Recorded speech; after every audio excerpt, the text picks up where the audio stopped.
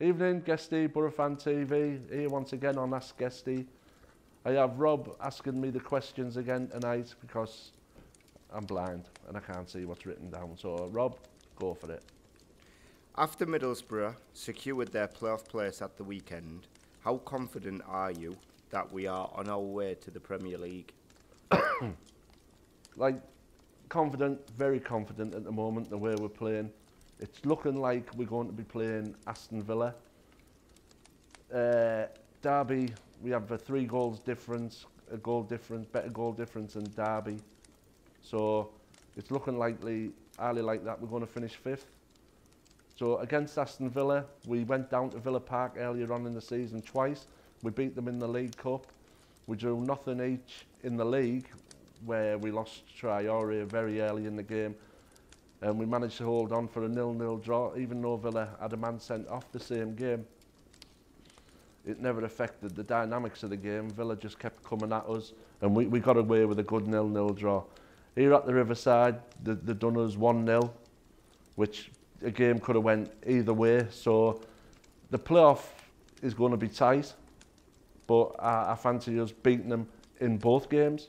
But that's my heart rule in my head, and I do think getting to Wembley, it's a one-off game, so Borough have to win at Wembley one time, and I'm hoping it's this season. Who do you think has scored the best goal this season? Oh, the best goal this season. You got me on the up there, Rob.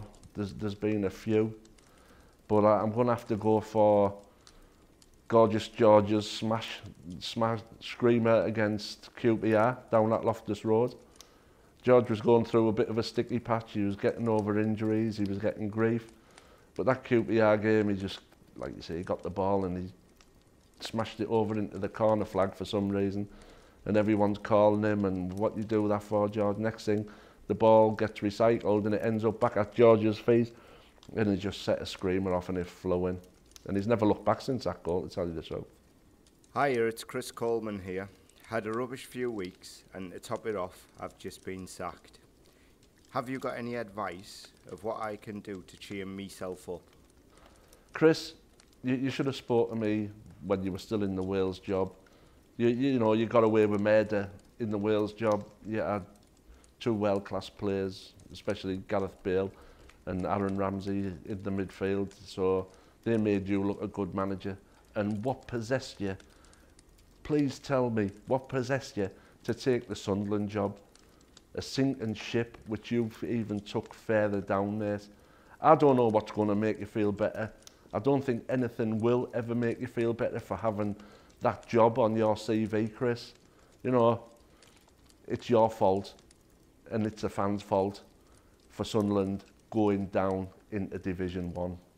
After Saturday's game, who do you think was man of the match?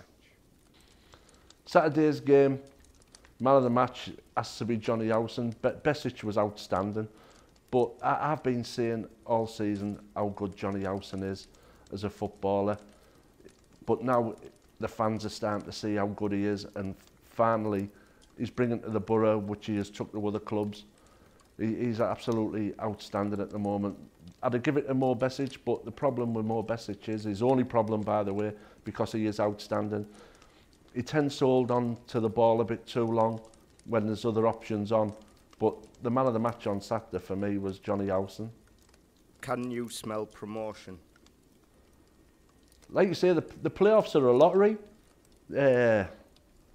Promotion this season's been absolutely mental. There's been so many ups and downs where we've got into a position where we've never beat no teams above us. Then we go beat Derby and we beat Bristol City, teams in and around us. So that gives the fans confidence. I'm confident now because there's not much difference between Derby County, Aston Villa and Cardiff. Fulham, for me, are the outstanding team below Wolves. So it'd be nice to avoid Fulham if they don't manage to get automatic. But yeah, I do smell promotion because Tony Pulis has the pedigree to make that a possibility. It has been well known that John Coleman takes his team to McDonald's every time they win a game. What do you think Tony should do to reward the team for securing a playoff spot and every time they win. What should Tony do with the Borough team? That's a tester, that, Rob. Well, if he's taking them to McDonald's for winning a game, you know, there's so many establishments in the borough where Tony could take his first team. And I'm talking like this now because I'm trying to think of somewhere nice for him to take him. But the most obvious place is just take them to the Dickens and let them enjoy themselves, and then just get them back on the training pitch on a Monday, Tony. So let them go to the Dickens in, get totally smashed, and then get back to training on Monday. Won't do many harm. A Millwall fan's written in. I noticed that one of your fans think he was called MC Big Daddy Kane wannabe. Made his debut on your channel this week with his single Millwall, You Stink of Poo. So what you're gonna do. Can I just clarify, we don't actually stink of poo. In fact, we have outstanding personal hygiene. Shower at least once a month, so as a matter of fact, statement is incorrect. So, as another matter of fact, what are you gonna do? Oh, me or you? What are we going to do, because you stink of poo? I haven't got a clue what to do, because you stink of poo. The guy who came on Saturday was amazing. Like you say, I'm a granddad.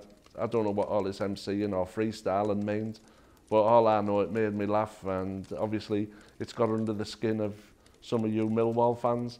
But, you know, it's just getting to be a bit of a do. Millwall stinking of poo.